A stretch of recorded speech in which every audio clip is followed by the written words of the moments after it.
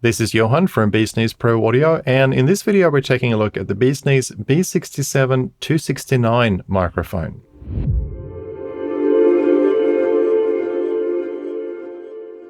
The BeesNeez B67 269 is a large diaphragm multi-pattern tube condenser microphone. As the name subtly gives away, this is a microphone with more than one voice. First and foremost, it's a tribute to the legendary Neumann U67. But more than that, it is also capable of offering the voicing and features of the sought-after Neumann M269. The capsule in this microphone is a BeesNeez BN-K67, and this is a faithful recreation of the original K67 capsule. The transformer is the BeesNeez BV12. Now this is a toroidal amorphous transformer which utilizes the same tertiary winding technology which was found in the original BV12 in the Neumann U67. The tube is a new old stock EF86 that was produced between the 60s and 70s. Notably, it's a low noise version of the EF86. It's also worth mentioning that the circuit in this mic incorporates the feedback and filter components that were found in the original U67. The Neumann U67 had 3 fixed polar patterns that were selectable on the microphone body, whereas the later M269 mic featured continuously variable patterns that were selected remotely via the power supply unit.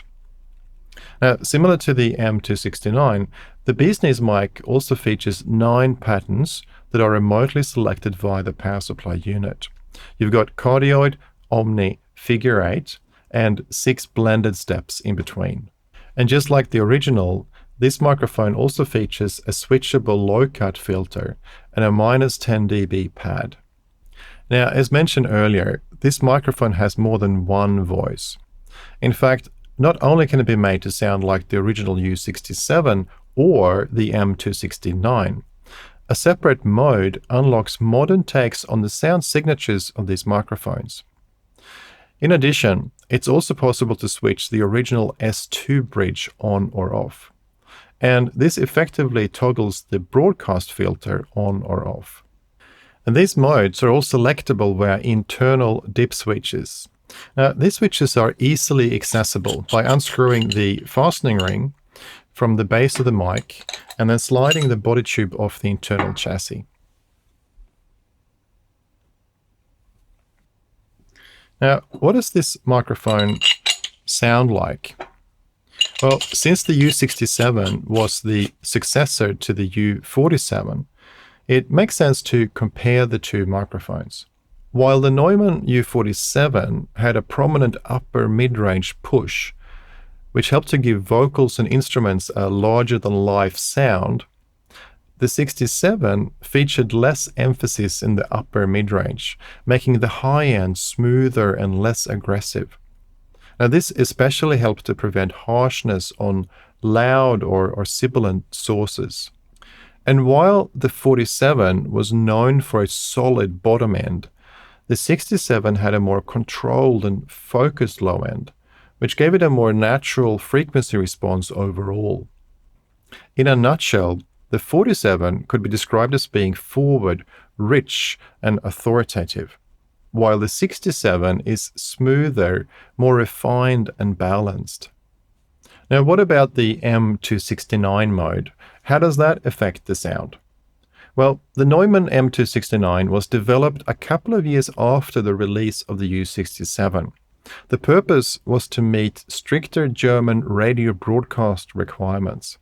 And this led to the tube being changed from the EF86 to the AC701K.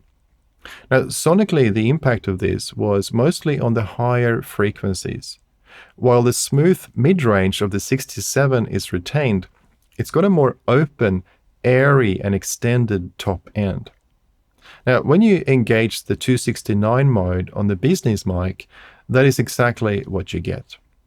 While the microphone is in the 269 mode, and you also engage the modern or new mode, how does that affect the sound? Well, in this case, it introduces more air, along with a boost in the lower mids. Now, as we touched upon earlier, this microphone also has a switch that engages the broadcast filter, which is also known as the S2 bridge. So how then does that impact the sound? Well, both the Neumann U67 and the M269 were manufactured to adhere to European broadcasting standards. And that meant that there were radio transmission bandwidth limitations in place. So from the factory, these mics were fitted with a filter which effectively rolled off the frequencies below 40 Hz and smoothed out a natural boost in the low end that the K67 capsule had. This broadcast filter could easily be disconnected by cutting or opening the S2 bridge on the microphone's circuit.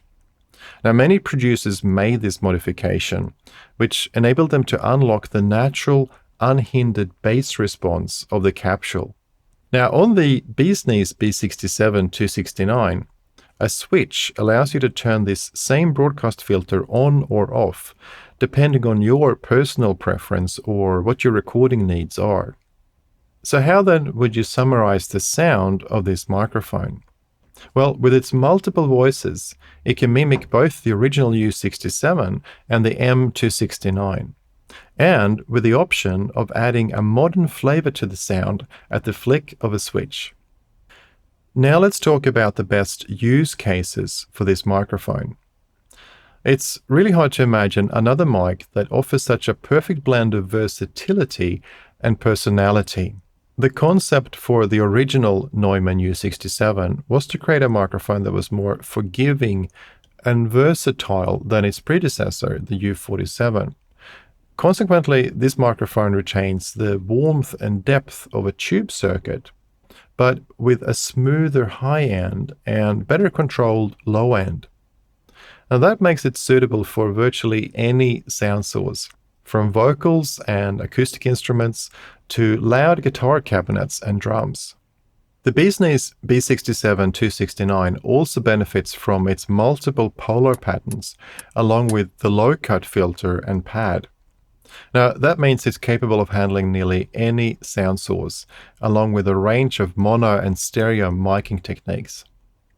Each purchase of a BeesNeez B67 269 microphone comes with a power supply, a shock mount, a 7-pin XLR cable, all packaged in a black hard case. In conclusion, the B67 269 is arguably one of the most versatile microphones in the BeesNeez range. And more than just a clone, it's a high performance and high quality build in its own right.